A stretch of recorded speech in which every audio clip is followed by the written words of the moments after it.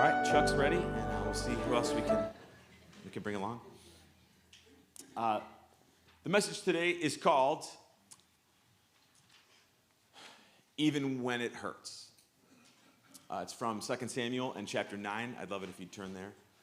And we have been moving slowly but surely through the story of the life of David. And we're going to cover a lot of text this morning, but I think this is going to be it's going to be useful to you.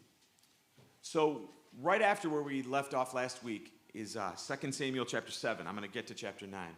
And in 2 Samuel chapter 7 is one of the most well-known passages in the whole Bible because it is where God lays out his plan for David. It's when he makes what's known as a covenant with David. And he says a whole bunch of things to him. I have a few verses for the screen in chapter 7. He says to him, this is what I'm going to do for you, David. You're king now. Everything is happening. He says, when your days are fulfilled and you lie down with your fathers, I will raise up offspring after you, who shall come from your body, and I will establish his kingdom. And he shall build a house for my name, and I will establish the throne of his kingdom forever. I will be to him a father, and he shall be to me a son. When he commits iniquity, I will discipline him with the rod of men, with the stripes of the sons of men. But my steadfast love will not depart from him, as I took it from Saul, who I put it away before you. God makes we would call it a promise, but in Old Testament terms, it's called a covenant with David. And what he says to him is, this isn't going to end with just you. Which I know there's a lot of people that are parents in the room.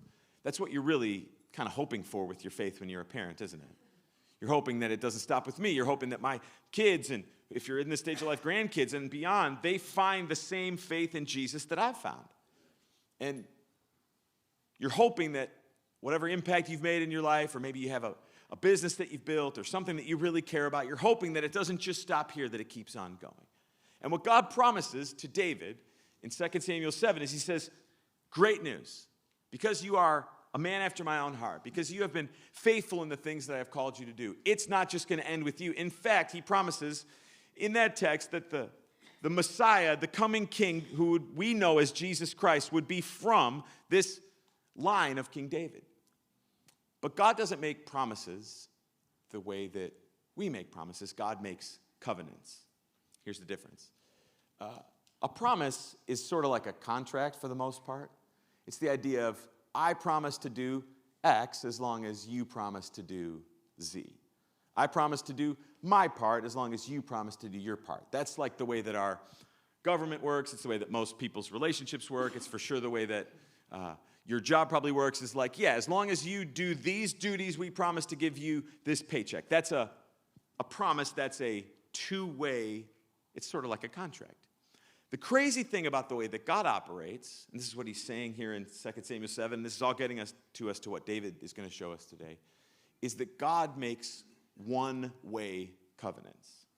What God says to you and me is, I'm going to do this, and I'm going to do this, and I'm going to do this, and I'm going to do this. And I'm asking you to promise that you're going to do this and this and this and this, but here's the crazy thing. Whether you keep your part or not, I'm going to keep my part. It's why often we refer to marriage in the godly version of it as a covenant. Because it's not just a promise like, as long as you do your part, I'll do mine too. No, it's saying, I'm going to do what I said I would do, regardless of whether you keep up your end of the bargain or not. That, I can't imagine something that feels less like the world we're living in today than the idea of a covenant. What we see from what happens with David is that God's promises to us should draw our attention to the promises that we have made to others. That seems to be what happens in the text. God makes these covenants to David, and all of a sudden, his mind turns to, well, what about the things that I've said I would do? All that is taking us to 2 Samuel 9. I hope you're looking there.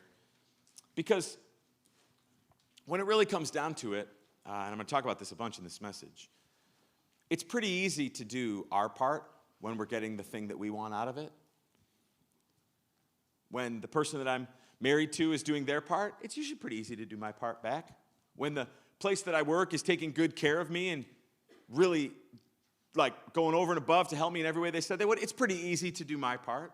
But where the rubber meets the road, where we really find out where our faith lies, when we really start to understand what's true about us and not true about us, is will I still do what I said I will do, even when it hurts?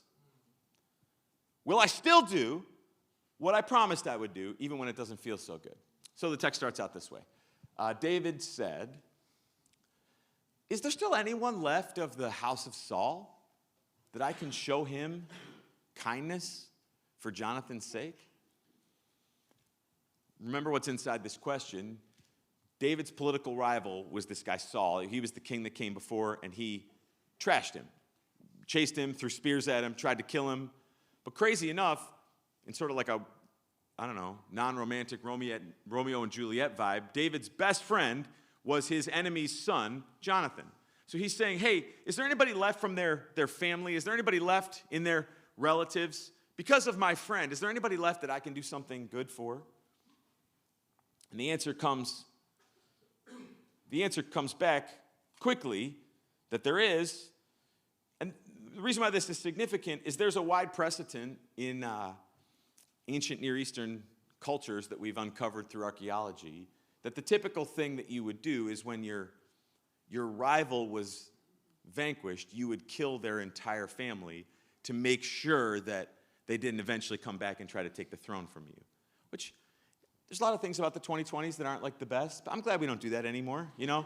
Like, I'm glad that Caleb Williams doesn't have to kill Justin Fields' entire family just to establish that he's the new quarterback. That would feel like too much to me. You know, it feels like, and so I'm glad we don't do that. That was topical. It's a joke. It's football. Yeah. So the reason why this is significant is David promised Jonathan before Jonathan died in 1 Samuel chapter 20. He promised that Jonathan recognized that David was going to be the future king. And David said, I'm going to remember. This is 1 Samuel 20, 15 and 16, I believe. He said, I'm going to remember. I'm going to take care of your family after the Lord has vengeance on your enemies. So David is raising a promise. And it's interesting because I think we might get a clue as to what David was thinking and feeling by some of what he wrote. Another place in the scripture, I know this is a lot of Bible. It's just trying to build us a little frame to understand what this text is about. David said this in Psalm 15. He said, who shall dwell on your holy? This is a question he's asking. The person who is like God, is the person who honors those who fear the Lord. And then this last part, who swears to his own hurt, but doesn't change. That's the biblical concept of a covenant, is I said I would do it, and now it hurts, but I'm going to keep on doing it anyway. So I have three things. I want to just try to build our faith in God by following through on our commitments this morning. The first thing, if you would like to write things down, you can write this down. I'm going to do what I said I would do, even when it hurts. What do we mean? We mean that we don't take advantage of worldly dysfunction. We don't avoid responsibility. We don't figure out a way to blame the government for everything that doesn't go our way. It's why in most marriage vows people say in sickness and in health. It's why we believe in the dignity of every child who's born, even those who are completely healthy in the way we imagine, and the ones who have special needs that make keeping them alive very difficult and challenging. It's all under this. I'm going to do what I said I would do, even when it hurts. I wanted to have a child, but it didn't work out the way that I want, but I'm going to love them sacrificially anyway because I said that I would. I went to the front of the church and we made some promises, and man, I'm going to be honest, it didn't look the way that I thought it was going to look. It's gotten totally different. I think most marriages have this inside of it. I thought it was going to be like this, and it's kind of turned out it's a little bit like this, but a lot of it's like that. But I'm going to do the part that I said I would do anyway. And the reason why this is very difficult for you and for me to grab onto is the American concept of faith is that the more faith I have, the easier and better my life becomes. It's the American concept, right?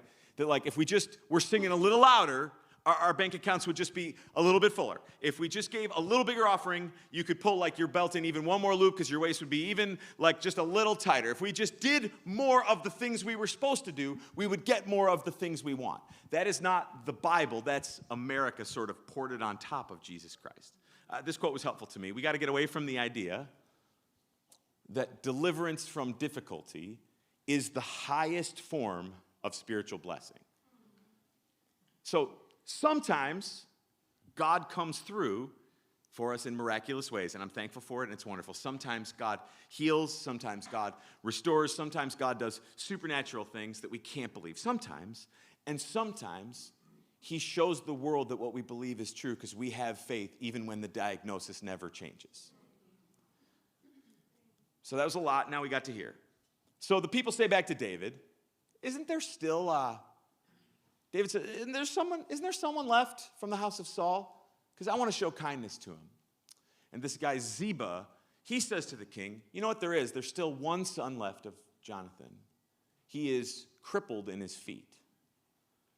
I think the reason why that's important is just put the verse back up for 1 second. They're identifying who the person is and also saying why David shouldn't think of him as a threat. We know about this kid. We've heard about him before. His name is Mephibosheth, which I know I mentioned earlier. We're dedicating some children on May 12th. And as of now, we do not have any Mephibosheths signed up to be dead. If anyone, I know this generation's really into creative or sort of clever brand building names. Maybe we throw this one in. But we learned about him back in 2 Samuel 4, that when his dad and grandfather were killed in battle, there was this woman who was holding him, and she tripped and fell while they were fleeing for their lives. And whatever happened in that, his feet didn't work anymore. And this is the Bible, so that word lame doesn't mean like boring or dorky. It means like he couldn't walk, and his name was Mephibosheth. So this is the guy. That there's one person left, that David's going to have his opportunity to put his money where his mouth is. There's one person left. So it says that King David, he sent, verse 5, and he brought this guy from the house of Machir, the son of Amiel at Lodabar, and Mephibosheth, the son of Jonathan, he came to David, and he fell on his face and paid homage. You can imagine what this was like. They're like, hey, the king wants to see you. This kind of has like the feeling of like he's being brought in for dramatic execution, like you might see in a television show or something. So he falls on his face and starts to beg, is what it sounds like. And David says, Mephibosheth, and he answered, behold, I am your servant. And David said to him, do not fear, for I will show you kindness for the sake of your father Jonathan. And I will restore to you all the land of Saul your father, and you shall eat at my table always. Then the king called Ziba, Saul's servant, and said to him, all that belonged to Saul and to all of his house I have given to your master's grandson, and you and your sons and your servants shall till the land for him, and shall bring in the produce, that your master's grandson may have bread to eat. Okay, so what's happening? David does not just the minimum, he does what I would say is the maximum. He doesn't just keep him alive. He doesn't just say, like, you can have a prison food diet. He says, no, you can, we're going to give you back everything that was your grandfather's, the king's, and you're going to eat at my table. You're going to have everything that you need to the max. It's like, this is the second thing that I wrote down. I want to do not just what I have to, I also want to do what I don't have to, even when it hurts. So I'm sure that 3,000 years ago, roughly around when this was written, they didn't have a lot of like mental health diagnosis, probably. But I can imagine that it probably wasn't easy for David to think about. Every time I go to eat, I'm going to see this guy who reminds me of my best friend who was killed and my former enemy who tried to kill me many times. And every time I see these people, this is what's just going to be going through my mind. It would have made more sense to me if he was kind of like, yeah, we're going to put him like in a house on the other side of the country. Fine, he can stay alive, but I don't want to have to see him. But he does the maximum to honor the promise that he had made to Jonathan, because he's showing that he's trying to be a man of God, and people who believe in God don't do the minimum, they do the maximum. They're not looking for loopholes, they're looking for opportunities to show. by David fulfilling his promise, even when it didn't feel so good, he was honoring the amazing truth that God had promised him, that God was going to bless him, even when he didn't totally deserve it. This is a very common theme in the scripture, this idea of you don't really get, you shouldn't think that you're going to get credit for just doing the minimum. Jesus talked about this, Matthew 5, he said, so if you love people who love you, what reward do you have? Don't even tax collectors do the same? Tax collector in the first century, that's he's saying the worst possible person he could think of. He's saying put that verse back up. He's saying, if you love people who love you, what reward do you have?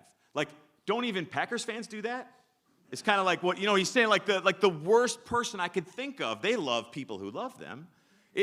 Next verse he continues, if you only greet your brothers, think about that. If you're only kind to the people you already know, well, you're not doing anything. He's saying people who don't have faith kind of understand you have to do the minimum. What more may God be asking from you? This is giving 10% of my income to God is obedience, but it isn't sacrifice. This is sending my mom flowers on Mother's Day isn't kindness, it's just what any non-jerk knows to do. We easily, it's a couple weeks away, that was a little Easter egg for you there, don't forget. It's very easy to get thinking about all the reasons why I shouldn't have to do the thing that I feel like I don't want to do anymore. It's really easy, right?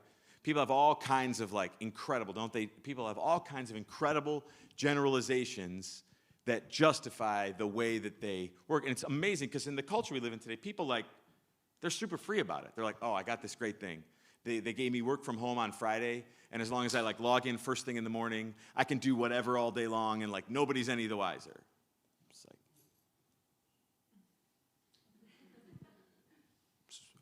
we're impressed because you're defrauding your company? Is that what I'm trying to understand what this conversation is about. No, if they're paying you to work and you said you were going to work. All right, everyone's feeling a little judged. We'll try it a different direction. Doing what I said I would do fully and totally is a huge way of showing what my faith is about. Why? Because David's kindness to this young man who couldn't walk wasn't ultimately about the young man who couldn't walk.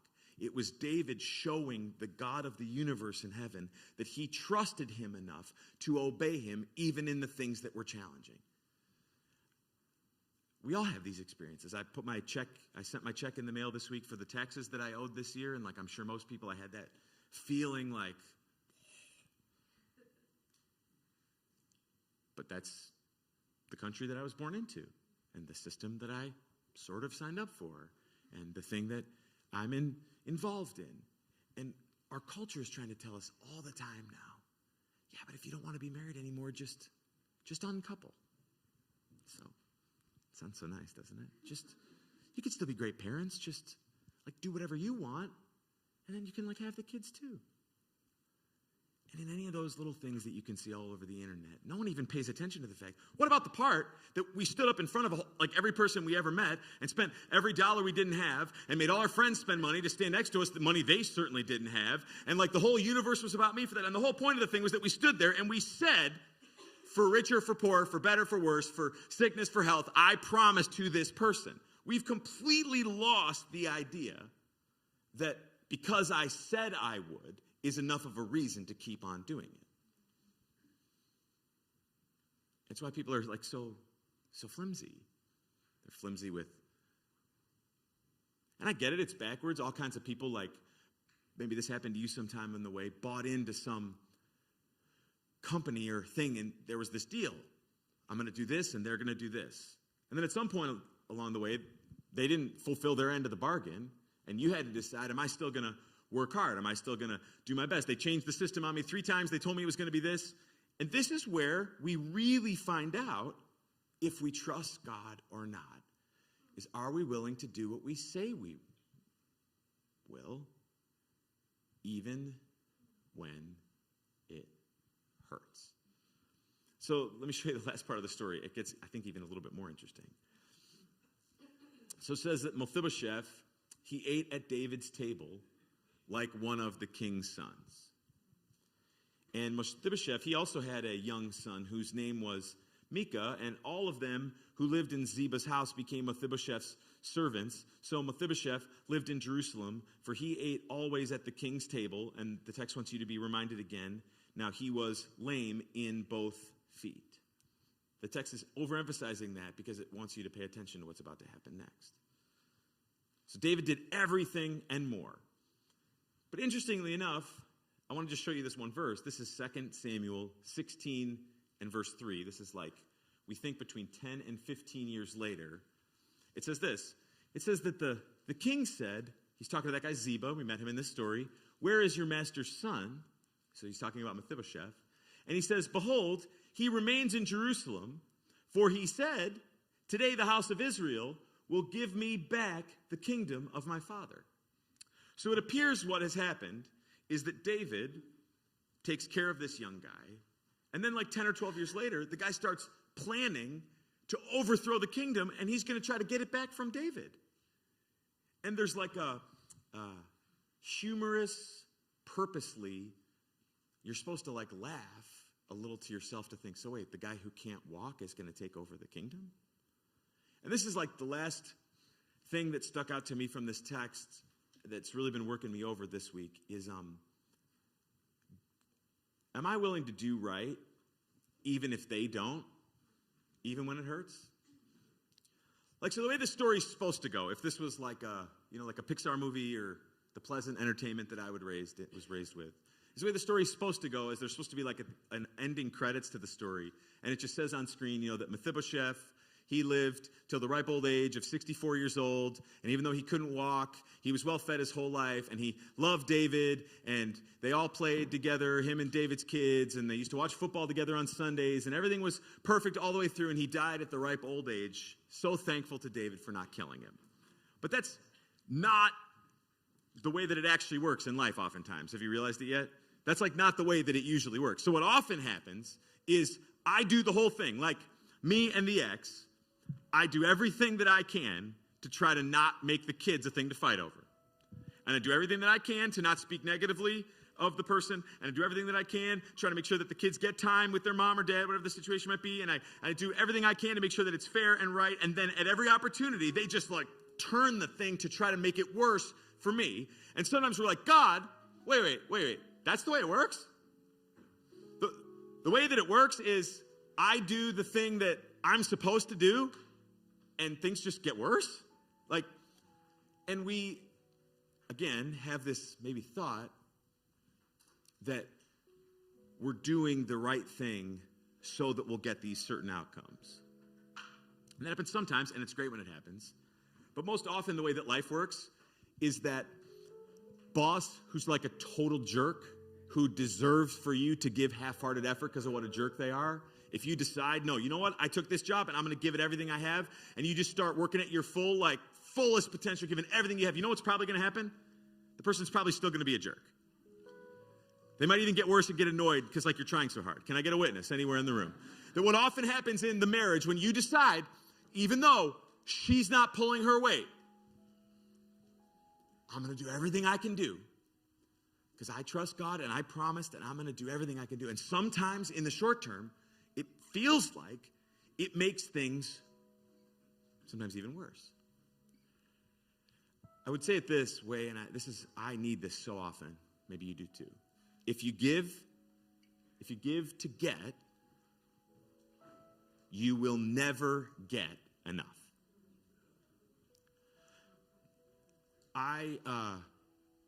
This weekend, my kids, I almost didn't make it. Right now, they're all driving in people's cars in 3 completely different directions, going to play sports somewhere. And I trying to figure it all out and texting all these people and sorting all the details out and thinking about being at church. I woke up this morning in a cold sweat, worried that one of them was going to end up in Aurora with no ride home. And it's great. It's I love it. It's great. But if I somehow need them to be thankful enough to make it feel all worth it, I'm just going to be miserable. Kids aren't that good at being grateful. I probably wasn't good enough at being grateful. Mom, I see you in the back row. Thank you. I probably should have done that in person, but here we go. That's what we got. But if I have in my mind that I'm just going to do the right thing enough times, and then all of a sudden it's going to be this perfect, like remember that old movie, Mr. Holland's Opus, where he walks into the room at the end and the whole band is playing and everybody's crying and it's so beautiful? Life isn't like that. It just isn't. Because this isn't our home. This isn't the way that things are supposed to end. David saves the guy's life, keeps him from dying, does everything he can to help the guy, and like enough time goes by and the guy's like, maybe I should be king. Let's get rid of that David. That's the way that life actually works. And the reason why that is good for us is it points us to the truth that as easy as it is for us to get mad when we do our part and other people don't do theirs, that should draw our attention to the crazy truth that Jesus Christ did everything that we needed, even though we barely do anything that we promised to do for him. The whole Bible is filled with this. This idea is all over the Bible. Romans 5:8, but God shows his love for us in this, that while we were still sinners, that's the crazy part. God didn't say, wow, look, they finally got their act together. I should go die for them. While we were down in our mess and our junk and the deepest of our foolishness, God said, you know what? I'll die for them. 1 John 4:10, this is love. Look, not that we loved God. It's not that we loved God and so he gave us his son. It's that he loved us and sent his son as an atoning sacrifice for our sins. This is Titus 3. He saved us, again, he saved us not because of righteous things that we had done. We didn't earn it by our giving and our volunteering and our caring and our trying. We didn't earn any of it. It's because of his mercy to us. And so, I just want to try to inspire a little faith in us today. That I know that there's people that are getting here with all kinds of things that you're navigating and all kinds of things that you're facing and challenges that are like, church feels good and then I'm out the door to who knows what. You honor God so well when you do everything that you can do, even when you're not getting what you want out of it. So every person in a challenging marriage, you keep being the very best partner that you can be, trusting God that even if it never quite gets the way you were hoping it was going to be, God sees and he loves you and he gave his son for you and he's going to give you strength to keep on going. For every parent that's in the challenging space of wondering if these kids are like ever going to figure it out. I have this stage of life I'm in. All these people that have kids that are like in their 20s are like, you think they're going to go away? They never go away. I don't know why they think that's encouraging to me, but they keep telling it to me. There's this, I'm going to keep on loving and sacrificing and training and helping in every way that I know how because that's what I said I would do when that child came to this planet. I'm going to give it everything I can at that job. I'm going to give it everything I can at this church. I'm just going to keep on obeying because that's what a covenant is. A covenant is I'm going to do my part even when it hurts. Even when it hurts. I'm going to do everything that I can because that's what Jesus did for me. So let's just take a sec. Why don't you, I just want to pray. We're going to be out of here in just a minute. But I want to just give you a chance. Just whatever in this text today is true for you, I want to just invite you to gather it up into your heart.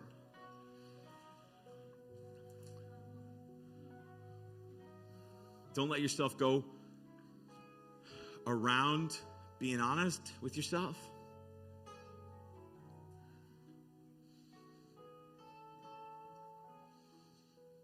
We're opening ourselves to you now, Lord. We're opening our hearts to you now. We're asking you.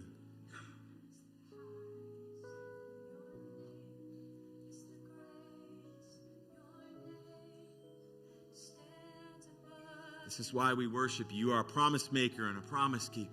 All thrones and dominions, all powers and positions, your name stands above. You're a worthy God, worthy of our praise.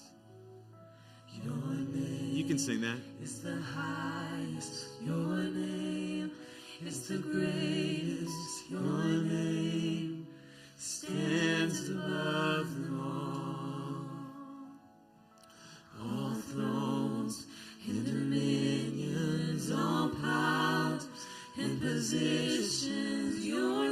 Help us, Lord. Help us, Lord. Help us, Lord. Help us, Lord.